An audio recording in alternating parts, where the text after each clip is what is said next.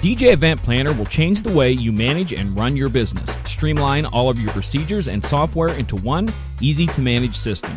DJ Event Planner, the ultimate online planning tool.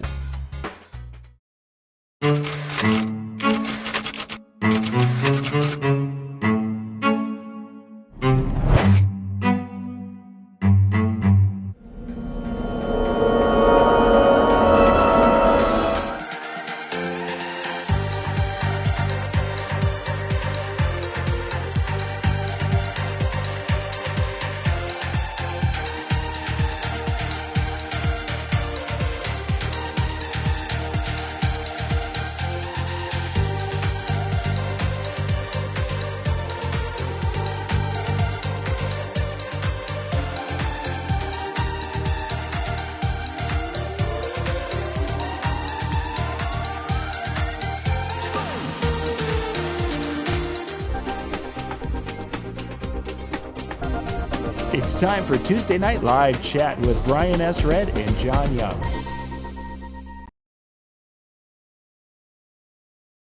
And it should be going. There we are. I think we're there.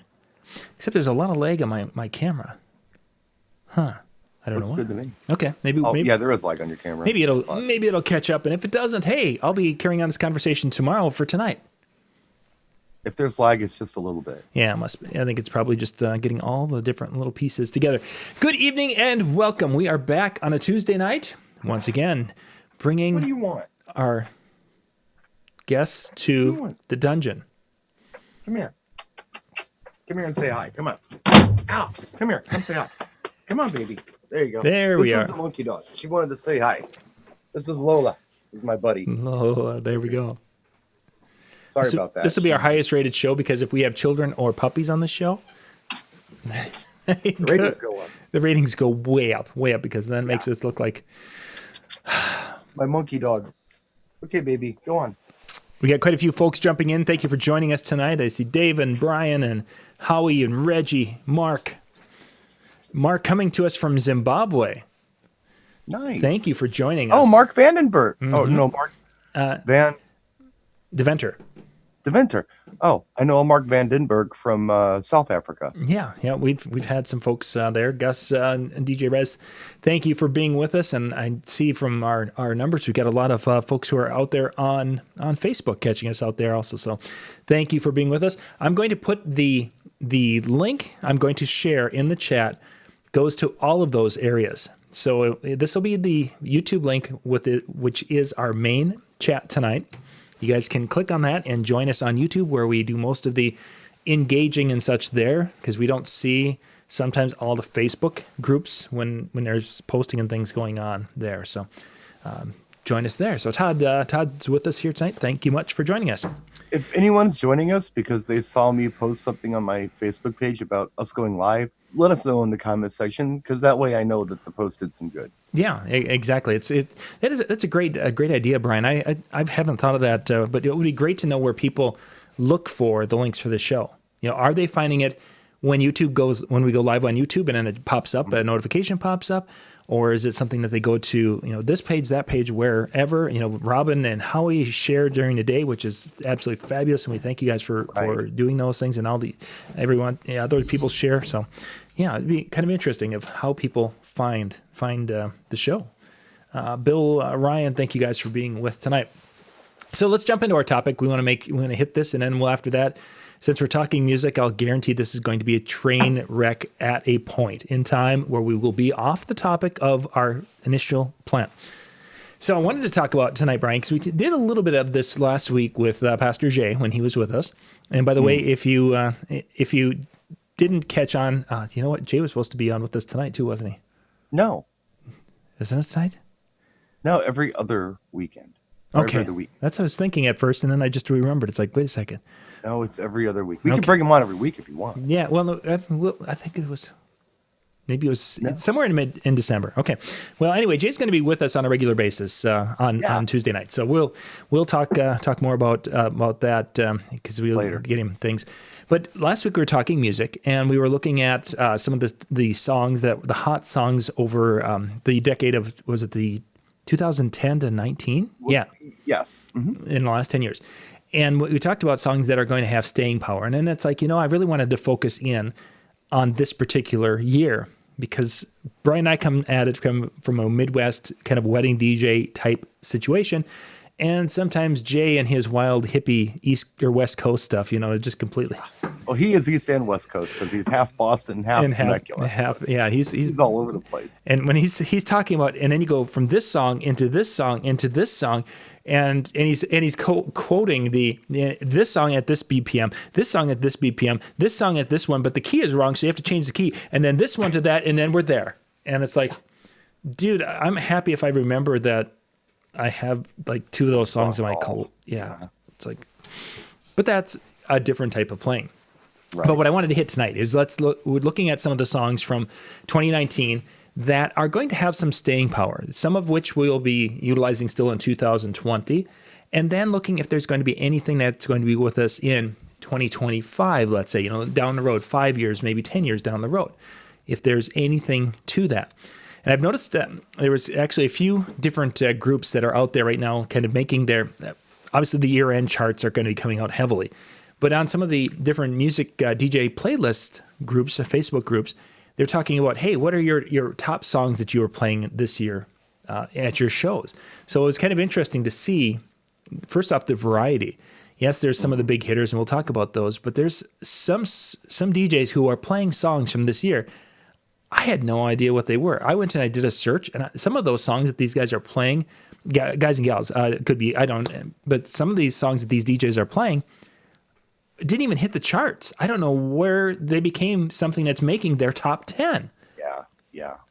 I was at a loss for that. It's like, what? I think some of them maybe are school dance DJs, and they're finding things. A lot of these kids, I guess, for school dances, especially on the West Coast, that I've gotten reports from, are finding music on YouTube. Okay.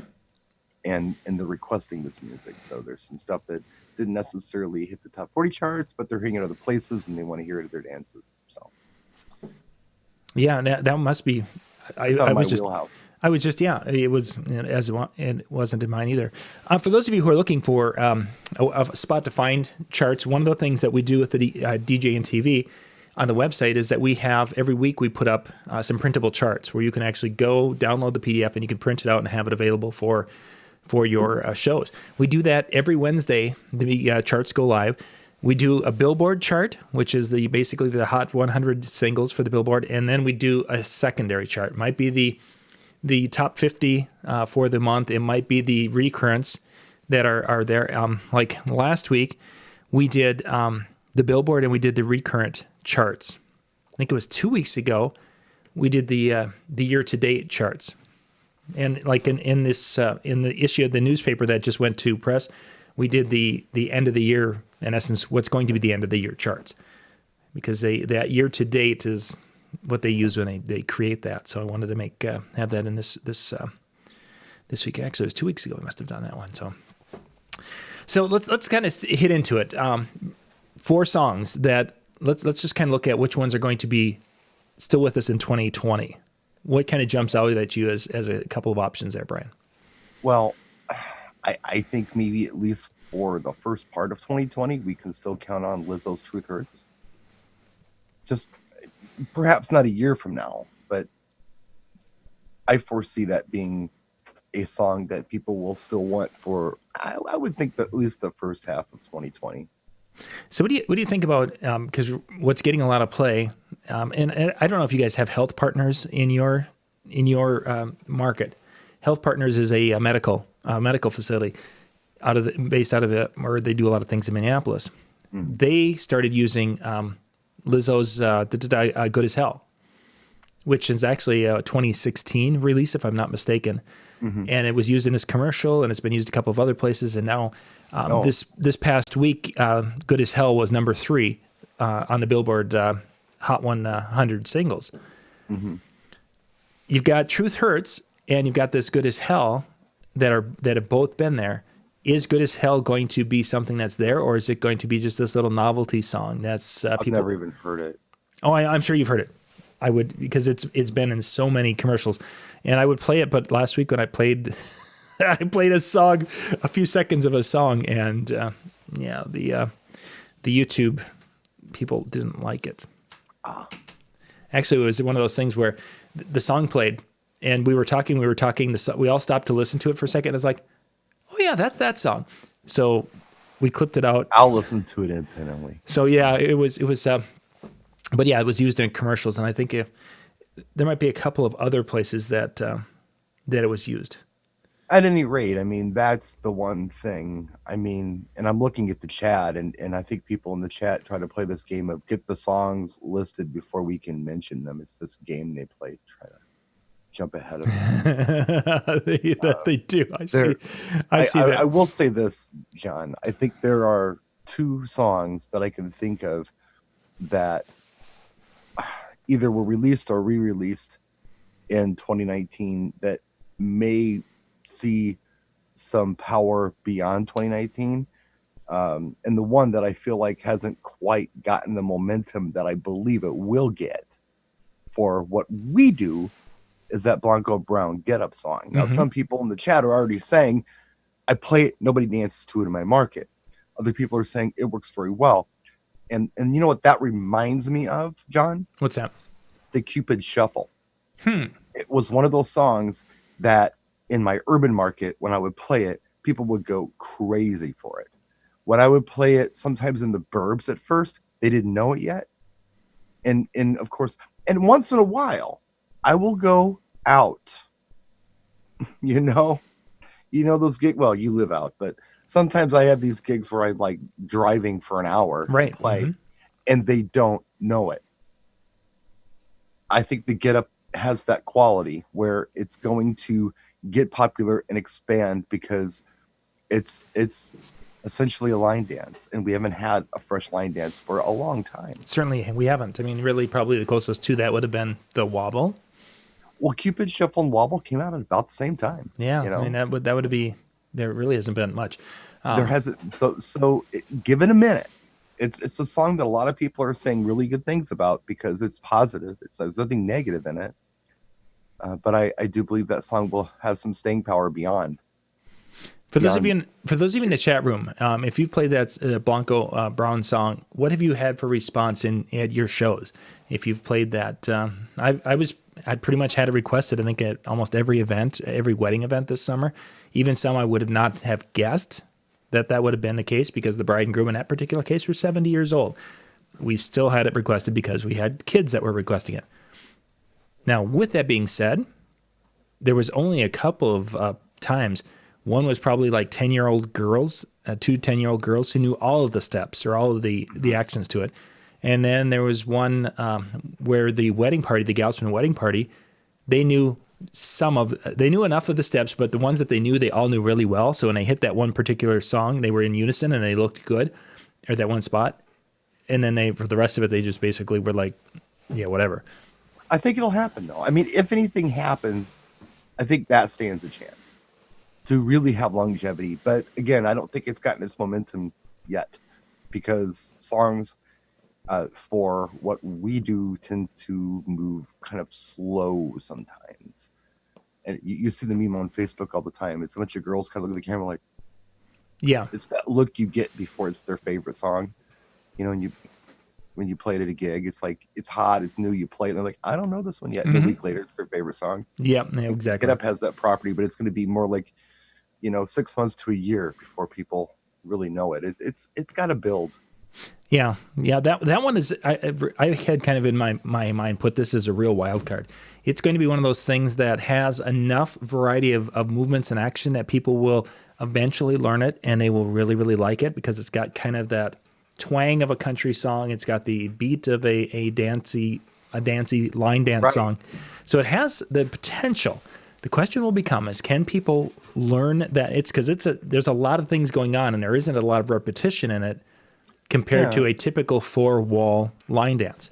But it might be kids too. And you know how this works sometimes. The kids get it and then the adults. The kids become adults and then they bring it to their events. Yeah, very true. So, I mean, that's possible. Yeah, that's definitely true. It's going to take a while. I'm not saying it's going to be something that's going to be a hot thing for you in 2020. I'm saying project down the road a little bit. I just have a feeling that this may eventually happen. So that's one track. And the other one, Baby Shark. It's not going away. Now, I don't know when it'll go away, but for now, it's here to stay. And it's a great one to play to a point, as I've been used it when I've set up I'm headed to the chicken dance or doing something with the kids, whether I'm going to the chicken dance and I want to get the kids around, or if I'm leaving the chicken dance and I want to do something with the kids. If you guys do weddings where you have a lot of children and you're getting ready for the first dance, if you're doing it, to kick off the dance, sometimes the kids are running around a million miles an hour, and it takes, sometimes it's a little bit better to go say, you know what, I'm going to start with them for the first 5 to 10 minutes and do a couple of things with them. And then when we're done, and then we'll kind of send the kids off to the side, and they seem to we can control the kids a lot more. So doing something like the baby shark, doing something like the birdie dance, chicken dance, what have you. Robin mentioned Shallow, Lady Gaga and Bradley Cooper. Wasn't that last year? I think that was last year, and that's just never been that hasn't worked. It didn't work at all. I played it a couple. It's a nice ballad to play for a slow song. I think I felt that there's been better. I've had it requested, and it just was like, Joe, 0 songs from 2019. You're getting to our thesis at the end end of this. So Joe, now the other one that comes to mind for me, John, is I would say Old Town Road, but I think people are burnt out on it already. I think so. I would put that into the category of that this is going to be a 2019 song, and it's going to stay in 2019. It's going to stay in 2019. The next time we're going to really see it, we're not going to probably see much of it in 2020. It might be a throwback at some point in time. Right, eventually. But it's going to become that the 13-year-olds, the 10 through 15-year-olds today, in 10 years when they're starting to get married, we're going to see it again. So we're not going to see it in 2020. We're going to see it in 2030. I think you're probably right. I think we're going to see. Right. It's going to be like Spice Girls wannabe kind of. Exactly. I think you're going to see. Just looking at that list, you're going to see Old Town Road. I think it's going to be that rock and roll. Something. There will be, but that one's going to definitely be there. You look at Billie Eilish there, Alicia, with her Bad Guy. I think Bad Guy will be one that if you have the mix that doesn't have that dead spot in it. I think you've got something you could use probably into next year. Yeah, I think we're really stretching on this stuff because there wasn't a whole lot that would be because you look at there's Shawn Menendez had any number of songs. Most of the tracks this year are either going to be forgotten or they're headed right over to the adult contemporary world.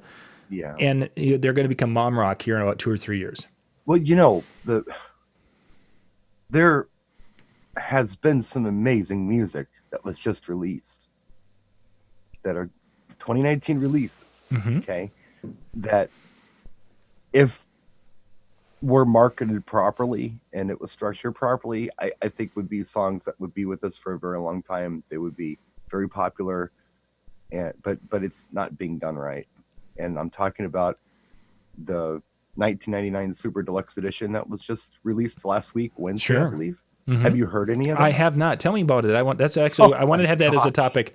Once we got through this area, well, a lot of people think just when you hear, okay, this album from 27 years ago has a super deluxe edition and it's $252 to buy the 10 LP set, they're thinking, all right, this is just another excuse to repackage something and sell it. Mm-hmm. No, they did it weird. It's the Prince Estate that's doing this. Wish they'd have asked me. I could have helped. But basically, yes, they've remastered every song on 19. And I got all the 1999 records behind me here. I see that. Yeah. Yeah, I got those white ones are actually promos that radio stations got. So they're kind of unique. I've never seen those before. I've never seen them anywhere else. Yeah. But I've got a lot of them from 1999 that were released from Warner Brothers as promos to radio stations. But anyway, yeah, it's all the songs from 1999 remastered, but there's like between 60 and 70 tracks on this collection. And some of them are single versions of the songs because the songs on 1999 are rather long, but there are a lot of brand new tracks that no one's ever heard. Here's the story, okay? And I'll try to give you the short version because there's a long version of this track, of this story. So, for reasons we won't get into, besides the fact that the Lindrum was released, if you're familiar with the sound of the Lindrum, Explain. you know what that is? Explain for. It's a drum machine, and it has a very specific sound to it. And Prince used it all through 1989. He used it all through Purple Rain. He used it all through Around the World in a Day. If you want to think of what a Lindrum sounds like, think about the intro to Raspberry Beret. Boom, pa, boom, pa, boom, pa. That's the Lindrum. Okay. And that's every drum in every song. You know, the Beautiful Ones by Prince, that's Lindrum. You know, all of those songs. You know, Raspberry Beret, the intro is probably something that everyone's familiar with. Mm-hmm. Yes. That is the Lin, and it's just a very unique sound. Stevie Nicks used it for Stand Back. A lot of people use Lin. But anyway, he had just gotten the Lindrum, and he just went through this creative spurt. And I guess end of 81, beginning of 82 kind of thing. And wrote all this music and released a double album, Purple Rain. And for those of you who don't know, most albums back in the old days, I mean, you'd be lucky if you got 8 or 9 tracks on it, right? Yes. Yep. That's typically what an album side of, was. Yeah, a side of a vinyl was. So Prince does 11 tracks, and they're all relatively long tracks, and does this double album. And that's pretty impressive. But what a lot of people don't know is that he recorded a lot more music than that. He couldn't, no way, fit it on the double album. And he didn't know what to do with them. And he was coming up with new ideas after 1999, which became Purple Rain, right? Mm-hmm. All that stuff. So all this 1999 stuff that he'd recorded and he didn't release either as a B-side or whatever, he put in what's called the vault, which is this vault full of music that we've never heard before. And the estate is going through this vault and they're releasing this stuff. So they've gotten a lot of these songs that no one's ever heard, or they've only heard demos of them that were complete masters. There's some of that around. Okay. Not the complete masters with all the synth and all the drums in it and, you know, done right. They've released it on this 1999 Super Deluxe Edition. So you're not just getting all the songs remastered from 1999 and the singles and some live cuts. You're getting like probably several, I don't know, maybe half of the album is brand new stuff you've never heard. Like ever. And there are some tracks that are must listens. There are several. There are some that became other songs eventually. Like you can hear it. There are some songs that are kind of blatant ripoffs of other songs. There's a couple of those. I mean, a lot of people mean I catch it, but I kind of like Ray Parker Jr., Ghostbusters versus the I Want a New Drug kind of thing. It's not like blatantly obvious, but if you listen real close, okay, yeah, there it is. You can hear some similarities. Or if you really know your music, there it is, I guess. So there's a couple tracks on there that I think are really strong. And if Warner would have released these, or maybe one of these songs as a single, put it out on promo, went ahead and paid up however you pay up to get things in rotation on terrestrial radio, and promoted the damn thing a little bit, I think it'd be hot. Because it's technically is a 2019 release. Yeah. Although, even though it was recorded in 1982, if they did a radio edit of this one particular song, I think called Purple Music, I think they'd have a hit. It doesn't sound like anything anybody's heard in a very long time. It's everything everybody always liked about Prince. So it would introduce him to a new generation. People like me would be in the car with their kids and go, wow, what's that? And so, oh, let's turn this up. And the kid's like, what the hell is it? It's different. I'm like, yeah. So, yeah, I think if this was done right, this particular song might be one that stuck around for a very long time and might make our dance floors as DJs. It's really good. There's a lot of songs, and you can go through it yourself and listen to them. By the way, I've done videos on this. I did one on YouTube. I did one on Facebook. I've done posts. But you can listen to all this for free on the Prince YouTube channel. So you just go there and hear it. You don't have to buy anything or whatever. There's a playlist on there for 1999 Super Deluxe Edition. It lists everything. And you can just listen for free. So all of it is available, or I should say, how many songs were there? It's between 60 and 70 tracks on the 10 LP set. Because I'm looking here on iTunes has it also. Yeah, you can listen to it for free. It's on Spotify. Mm-hmm. You can buy it on Amazon. I think the CD version of it is like $52, and then the 10 LP set, plus I think it comes with a DVD as well, is nice. is like $150. By the way, if you guys want to go in on a group Christmas gift for me, that's what I want. I am not. I can't justify spending that kind of money on it, but if you guys want to pitch in a couple bucks and go in and buy me something, I would love that. Put it on my shelf. I'll thank you in advance. Just wrapped under the tree, surprise me, working out with Blanca. I don't know. However it works. But I'm saying I'd like to have that. That was something I would like to have. There's not a whole lot I asked for, but that what I'd like to have. That would be cool. I don't want to buy it myself. It'd be more special if it came from someone else. Mm-hmm. But no, give it a listen if you haven't heard it. Check it out. It's good. And I think there are songs in there that really could have, if done right, been singles.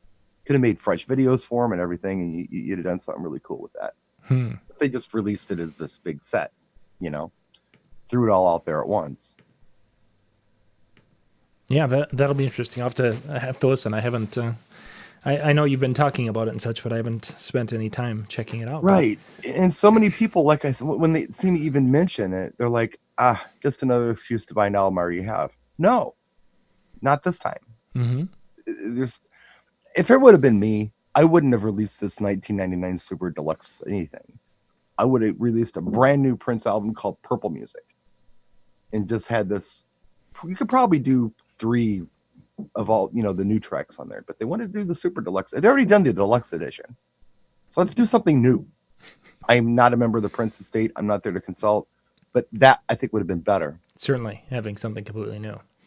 So, and what's cool about this, though, if they're going this route with it, they'll probably do the same thing for Purple Rain, And if you want to know what kind of songs he recorded for Purple Rain, think about the B-sides on there. Like Erotic City is a B-side. Mm-hmm.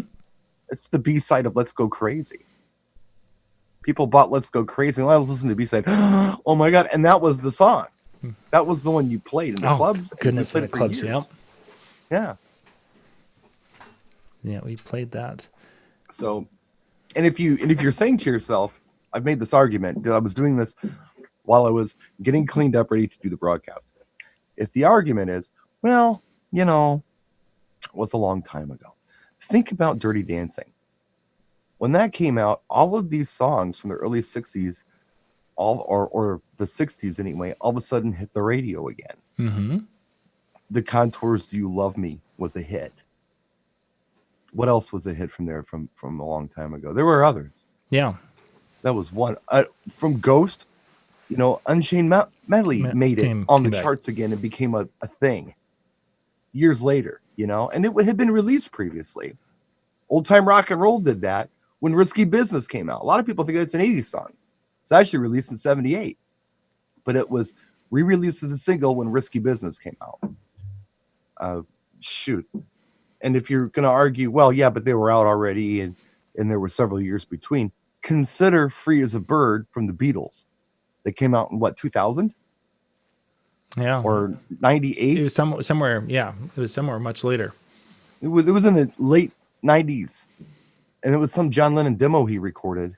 I think it was supposed to be, I don't know what it was supposed to be. But anyway, they released that as a single, and it got, I don't know how much airplay. It got some airplay, but it sold a lot. Mm-hmm. And the other one is Nobody Told Me, which Yoko Ono released in 83, well after John died. That was a new track. So, and it was on, forget the album it was on. Yeah, Milk and Honey or something like that. Yeah, I don't remember it for sure, but yeah. This is not the first time someone has done this. I think you could do it again with some of this Prince stuff. If not this time around, maybe next time around. So you need to send your email to Prince's Estate and say, hey. Well, just talk to Sheila E. She's in charge of all of that, I think. Somebody hopefully who knows what they're talking about. Anyway, I'm done with that rant. Let's see. So going through the list of songs for the year, there's not much. Yeah, and as Joe had mentioned earlier, that pretty much there's nothing there. Will we see some of these in 10 years when these kids are getting to that age? Yes, you're going to see.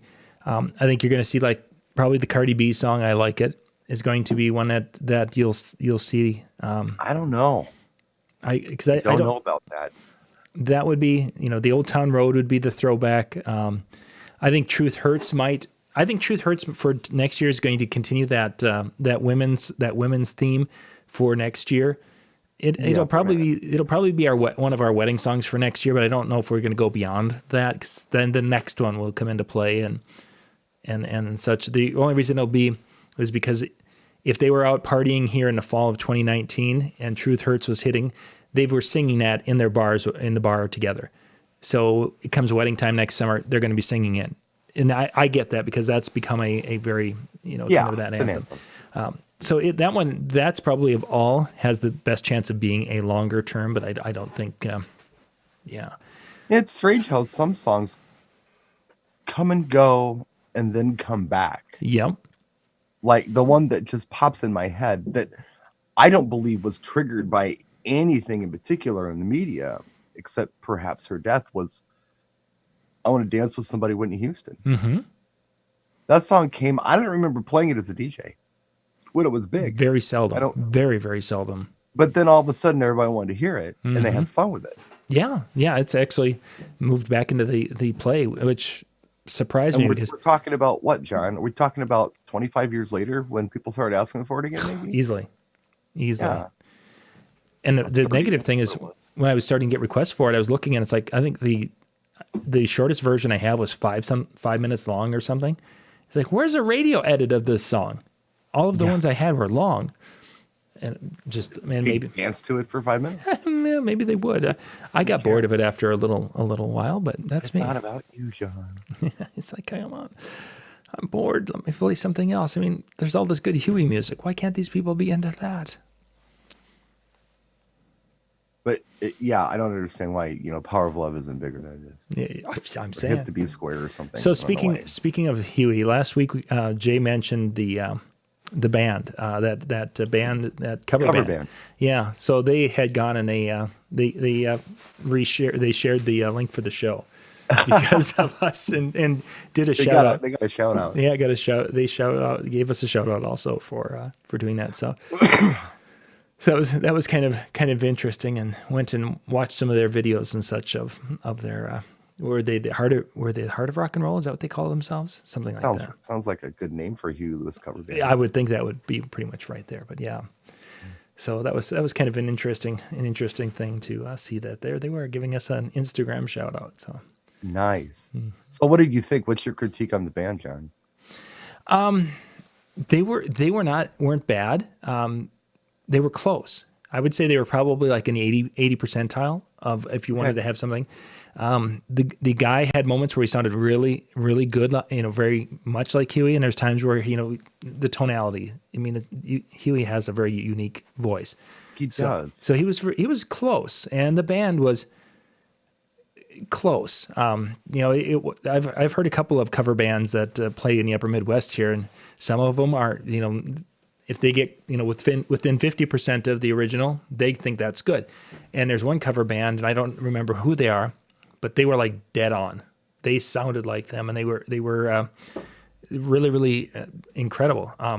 So some are good. These guys were good. I mean, if they decided they were going to come over to Las Vegas, in February, sure I could find a stage for them. Sure. Yeah, I'm sure that there would be a stage somewhere. Have you ever noticed that Huey does have a little bit of a lisp when he sings? Yes. Yeah.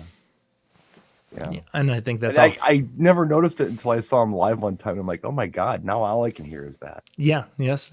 Yeah. And if you listen to him in interviews and different things, you start to pick up on some of those little quirks. It's when the TH is kind of like how British people do it.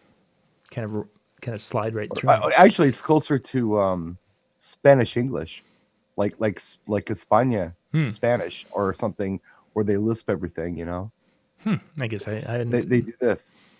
They speak Spanish like this because the king had a lisp. Blanca can't stand to watch any kind of movie that's like from Spain because they talk like this. They all sound like they're flamboyant or something. And it comes across. But anyway, yeah. So that's what I've got on that. For sure. We've officially done the huge now, Brian. What's huge now? I don't know. That's what I was just kind of trying to see what Jay is here. Jay just jumped in here. Yes. What else was I going to bring up while I was on my soapbox tonight? I thought, we'll talk about some things. Mm-hmm. I did make a post the other day, John, where I was, well, actually, I got a message from a viewer who said, I don't use a controller. I use a mixing board and a laptop, and I just use my mouse and do my DJ program internally. And I've had a few people come behind the booth, and they're very disappointed that that's all I'm doing. Do you feel like that I should go to a controller to make things more interesting? And I thought that was an interesting thing that happened to this person, because I don't use a controller most of the time either. Once in a while, but most of the time I just use a mixing board, and I'm crippled, so I have that excuse. But nobody's ever said anything about it, because my performance has been, pretty solid. Right. And people, dance and things, and I have to be humble about it. I'm the best DJ in town. But speaking of that, I did a live stream, and somebody had said in the live stream, yeah, you should probably have a controller. It's kind of like, if you show up to a venue in like a 1990 rusted out Suburban, it just doesn't look right. You should be presentable. Mm-hmm. And I kind of almost disagree with that on this basis.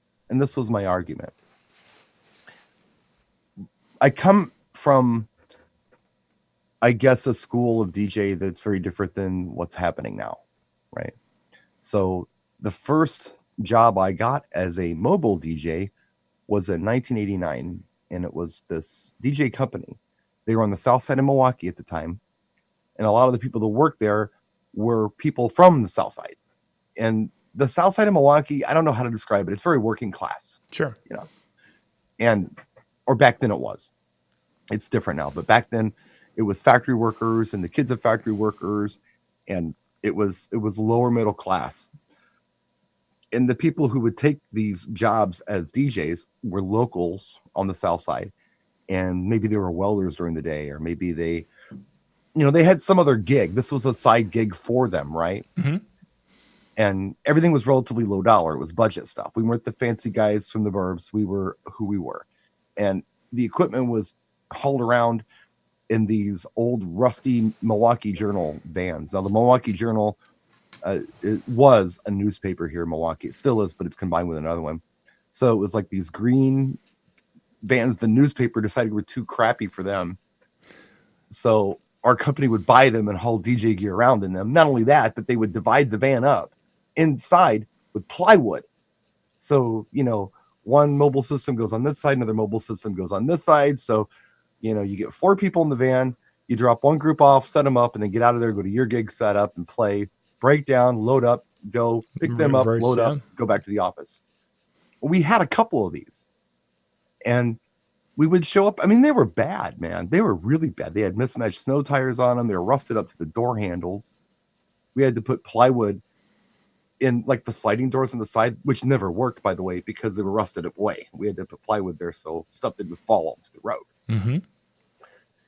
So we'd show up at country clubs like this, and of course everyone would kind of look at us like, being a lot of Southsiders, nobody was dressed real well and fancy things. And, maybe they weren't as stylish as some of the people from more affluent areas. A lot of mullets and things like that were going on back then. Yeah. If you get a lot of mustaches and mullets on the south side. But we performed well. And they didn't expect anything from us coming into the door, is what I'm saying. But once we got on stage and we started talking and we started playing the music, all of a sudden they were like, wow, this is really good. And I believe that this is like the whole under promise over deliver thing that worked in our favor. Now I'm thinking, if someone was saying, I'm the best DJ in town, I'm the ultimate DJ. How many ultimate DJs are in your market, by the way? There's quite a few. Because there are several in this market. Yeah, there's quite a few of the best DJs ever. Yeah, the best DJs in town, the ultimate DJ. There's every market has the ultimate DJ, and whoever, there's at least one ultimate DJ. So they say they're the best. They show up in a Cadillac Escalade. They have the best equipment. They're dressed wonderfully. They've got perfect hair, and they've got all these allocates on their website, and they put on just as good of a performance as the guy in the Junkie Journal van puts on. People may be underwhelmed because they've built themselves up so much to be so great that people really expect greatness. And one little mistake, they're not great anymore. Mm-hmm. People are going to be very critical of them, I believe. That's just a theory. I don't know if you feel the same. I don't know if the room feels the same, but that's how I look at it. I could definitely see that. I don't know if that would be. There's two ways of looking at that. They're expecting this, and if they don't get that, they're going to be disappointed. Right. Or they're in their head that this person is the best there is, and even if they, we go watch our favorite rock and roll band, and if they go and they screw up a song and it restarted, technically they did make a mistake and they forgot the lyrics, whatever. But we're probably not going to hang them for it because we're like, this is awesome, and these guys are the schnizzle. I'm using that word. So there's really two possible ways. I mean, if you're a fan and you're really encouraged or excited to be part of that event and have these people there, you probably would. But if you're, I paid this much money and this guy, they better be good type of attitude, I could see. But then that person would have found something to complain about with the $500 person, the $200 person, or the $10,000 person. Well, the guy who was doing this argument with me actually said, well, you get it. You've got a classic car. You're building it now. It's all about the presentation.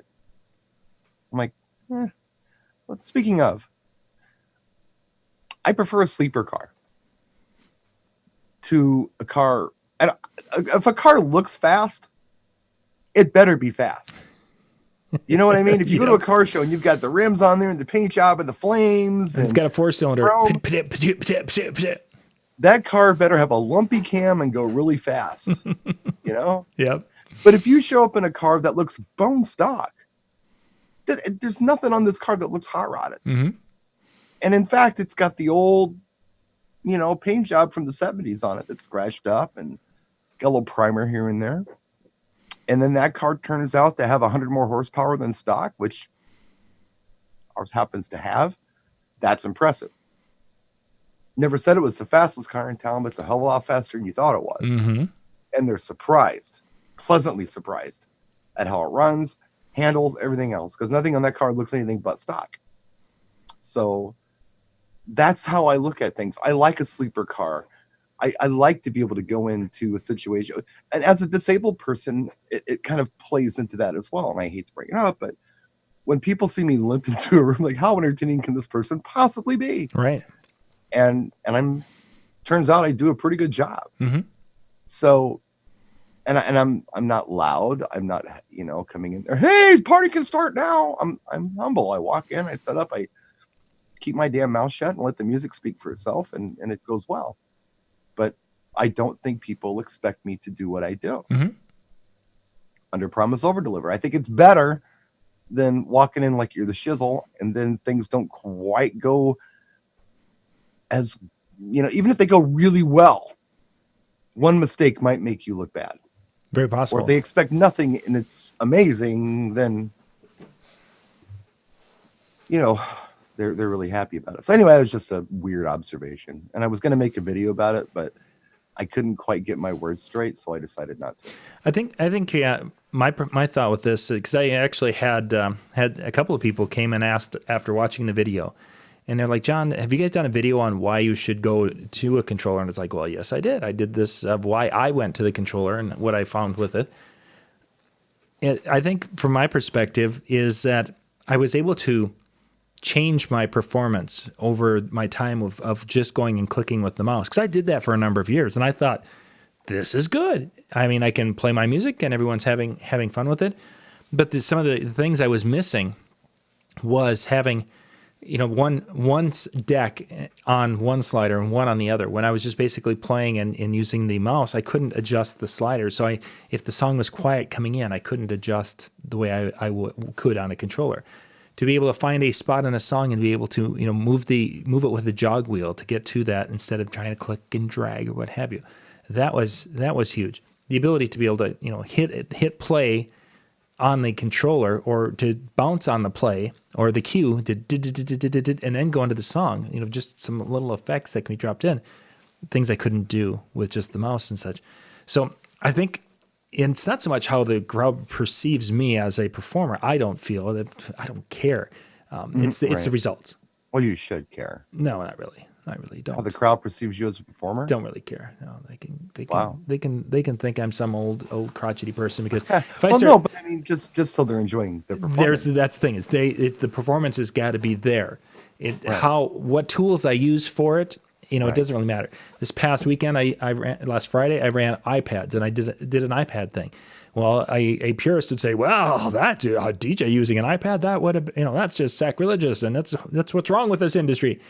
The people absolutely loved it. They loved what happened because the methodology of what was happening for that event was perfect for that. So it's really it's that performance, creating that, doing what the is going to be working the best for the audience. Well, ultimately, I believe that we are artists, and whatever tools we need to express our art form the best is what we should use. Mm-hmm.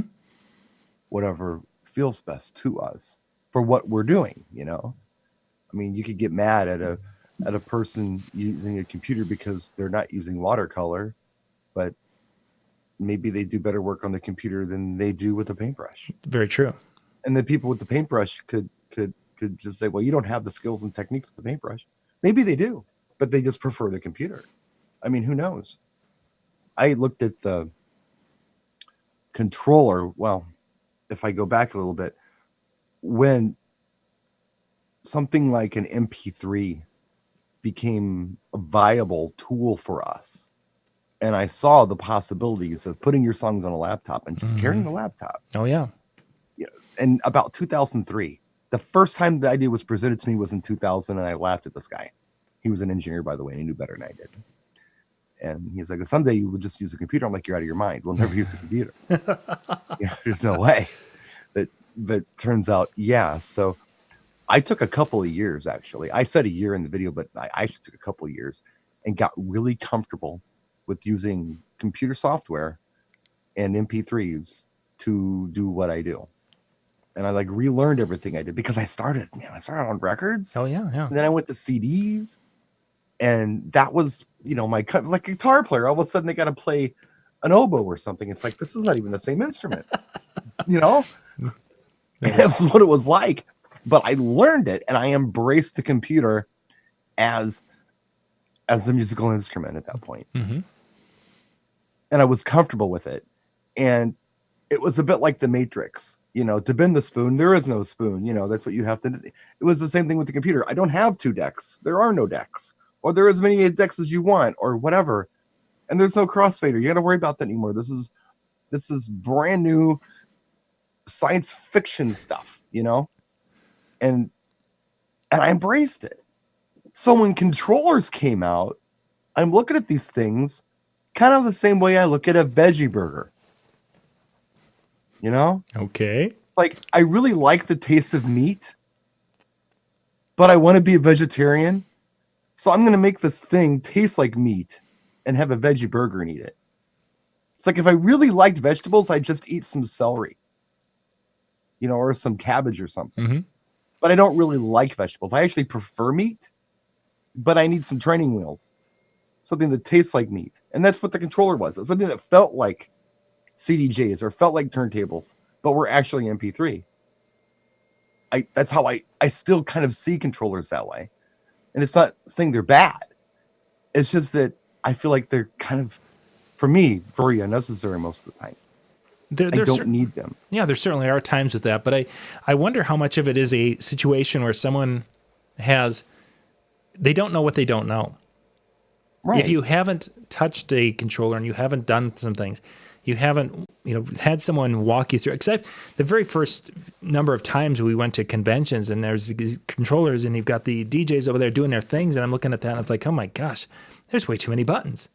I want, microphone. I want my gain on the channel, and then the crossfade. That's basically it. I was good with that. Mentally, There is that. I thought, but once I learned what I found out what I didn't know and what potential there was, as I look back, it was a night and day difference. And the times when I don't use it, like last weekend, I did not use it. In that situation, it wasn't like I was missing it, but I did do a wedding this summer where I didn't use the controller for the dance part of it. And I felt to a point almost like I wasn't wearing pants. There was something missing there. Right. And typically, I wouldn't have minded probably, 5 years ago before I started using it. But boy, after you get used to that, it's all of a sudden it's like, okay, where's my favorite wrench? It's not here. Yeah. No, if it's a tool that you dig and you understand and you can wrap your head around it, by all means, that's what you should use. Yeah. I think it would be a lot more interesting if all of a sudden one day this 88 key piano came out that was MIDI, and this is what you DJ with now. I think that would be more interesting than 2 jog wheels and a crossfader and a bunch of buttons that only club guys are going to use. I think that would be more interesting. So you have to play it like a piano to DJ. How many of us would be so out of this business if you actually had to have the skills to do that? That was the thing. Nobody would buy it. I understand that. But, speaking of Prince, I know somebody who used to do a lot of his, was technically a drum tech, but he was actually a MIDI tech. Mm-hmm. And this was in the 90s. So you would think that you play the drums and the drum sound would come out. You play the keyboards and the keyboard sounds would come out. You play the guitar and guitar sound would come out. The way Prince set up the band was the drum, you have to play the keyboard on the drums. So you hit a particular drum and it's a key on the keyboard or a sample that you hit. Sure. And the drums you actually play on the guitar. And the keyboard is actually, something else. He did that. Mm-hmm. Why? I don't know, but he did it. And just, I don't know, it was a goofy thing to do, but he did it that way. But it was more interesting, I think, than just straight up. And that's kind of how I see these controllers. I don't know. I think it'd be more interesting to have a little keyboard, and you could hit the sample over and over and over again in the queue, and opposed to this thing that resembles turntables or this thing that resembles CDJs. Again, training wheels, and a veggie burger to me. Brian, I'm really into vegetables. Just eat some damn celery. I'm just Don't waiting. worry about the veggie burger. I'm just waiting for you to, tell those damn kids to get off your lawn too. I'm just gonna. Hey, man, look. If you think I'm wrong with this, think of it. If we're using this analogy here, how many times has somebody tried to make meat taste like a vegetable? Yeah, not so much. Okay. How many times have people tried to make vegetables taste like meat? A few. Yeah, there's been more than. Or plant-based material tastes like. What's the ultimate Whopper? It's plant-based. Yeah. Right? Mm-hmm. But it tastes like meat. Yeah. Well, if you like plants so much, just eat some damn plants. Don't worry about it tasting like meat. See, and I want to correlate it instead of food. Let's look at it as tools, because we both can speak the tool language. This is like you have a ratchet set, your favorite ratchet set, and the guy next door to you has got an impact wrench, an impact wrench, and he's got a nice, and you both have hundreds of bolts to put on, or nuts to put on the bolts, and you need to tighten those up. And you can both do the job, and ultimately they will get done. It's just one of you will do it just a little bit better. The difference is, and you're right, but here's where you're missing the analogy part. So on a ratchet, you have to do this: send, return, send, return, send, return. Right?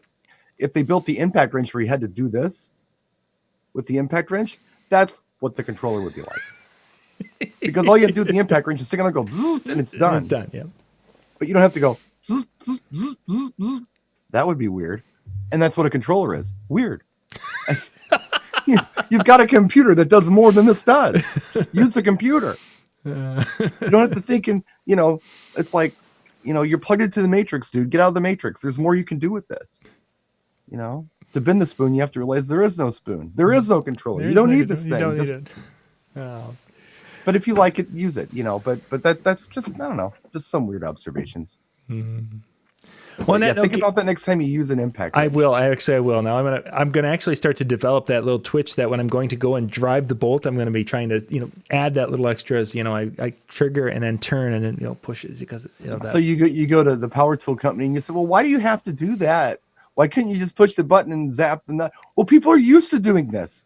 So if they can't do this anymore, they won't use it because this is part of the experience. They're like, it's stupid. All you gotta do is go. Bzz. I'm like, no. You got to do it like this. And then you'll have, everyone will buy it then. Yeah. All right, we're going to wrap things up. Thank you guys for being with us tonight and hanging out and chatting. We had a good chat room, a lot of folks from around the area. I want to give a shout out to Tim, who's just actually down the road here a little bit, southern part of Minnesota, I believe is where he's at. He's one of the guys that DJ'd in my area a number of years ago. So yeah, he and I have known each other for quite a long time. So thanks for being with tonight, Tim. Thanks for joining us, everyone. And Jimmy go and like Reggie. the video if you would, please. That would be really cool. Yeah, if you guys could do that. Or just like it, doesn't matter. Yeah. And then we'll be back. Let's see. Tomorrow night is Wedding Chat with Dave and Jer, and then next week we'll be back with our regular shows, doing our regular thing. So we will with Jay next week. Yes, Jay. I think if Jay can make it, Jay is next every week, other week, by the way. So yeah, if Jay can make it next week, we will have Jay in here talking about spiritual enlightenment. Pastor Jay. Yeah. All right. Thanks, everybody. Have a good evening. Bye bye.